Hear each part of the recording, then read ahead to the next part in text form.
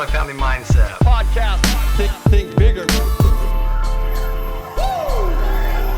Hey, what's going on, everybody?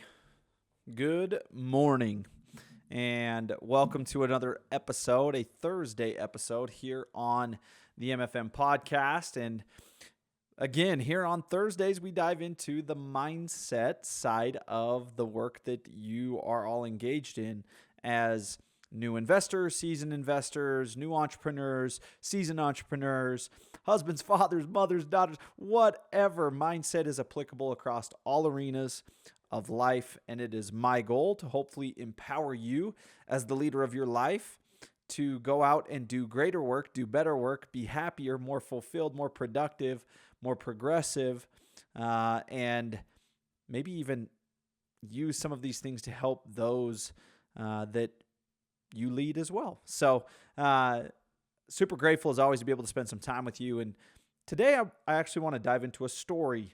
The last little while I've given a bunch of frameworks, and I hope that you've been able to grab those things and actually go plug them in and be able to take action on them and systematically integrate them into your process.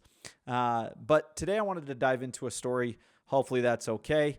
And it's about an experience that I had as a young entrepreneur. So when I was first starting out as a younger version of me in my late 20s, it was like 27, I was still working full-time as a high school teacher at this time, and I had a lot of anxiety. I still experience anxiety, but at this time I was experiencing it a little bit at an increased rate. Everywhere I went, it was from this thought that I had, which was, I'm under a microscope. Everybody's noticing what I'm doing because it's different than what they're doing, and it's different than what they thought I was going to do. Does that make sense? Hopefully you can relate with that, with what you're experiencing right now.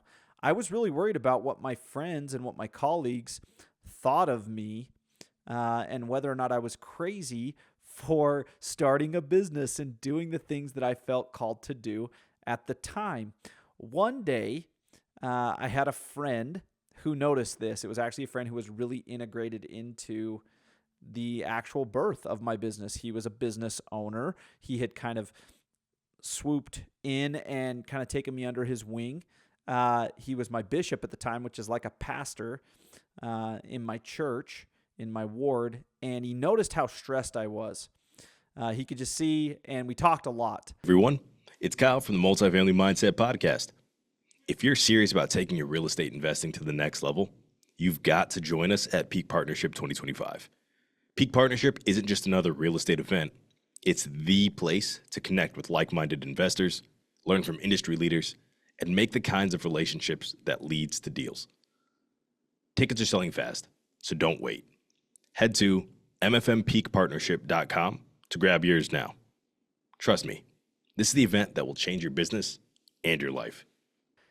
And this particular day, he grabbed me, gave me a little side hug, and asked how I was feeling about things. And what I chose to do was I decided to just be fully honest with him and told him that I was actually being consumed by my thoughts about what others were thinking or saying about me and my choices. Oddly enough, I've had a recent experience that parallels this with my wife in this exact same conversation. His response then, her response now, both were life-changing and helped me to reorient myself. In that moment, the guy's name is Ron. Ron said, "You know, Dallas, most people are just thinking about themselves, not in a selfish way. It's just reality. So don't waste your energy worrying about what they think. Even if they do have a thought about you and your pursuit right now and what you're building, they're going to move on really quick. And they're going to get back to their own lives and their own challenges." He said it with so much confidence and so much clarity from a place of he had been there before, empathizing with me and helping me and guiding me. It really helped me to get out of my own head, which I was swimming in it at the time.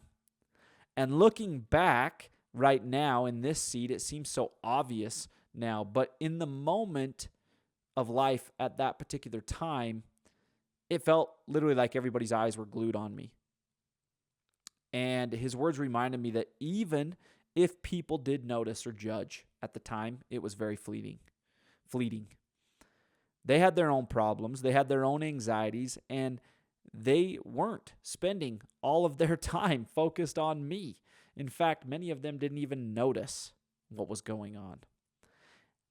I can speak of that to an exact experience when I actually approached my principal at the time to turn in my 2 weeks, and he was completely befuddled, completely caught off guard, had no clue what was going on. And in my mind, I was like, man, he probably thought this day was coming forever, but he didn't even know. And so it was just again, I look back and I laugh.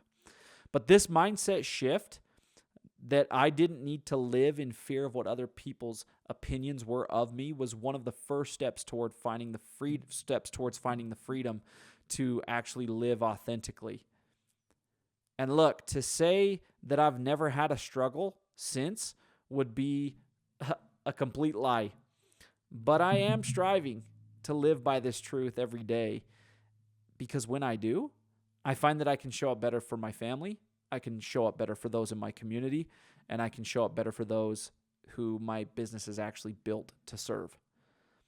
I've learned the hard way many lessons, but this one lesson here, that seeking external approval, it doesn't work.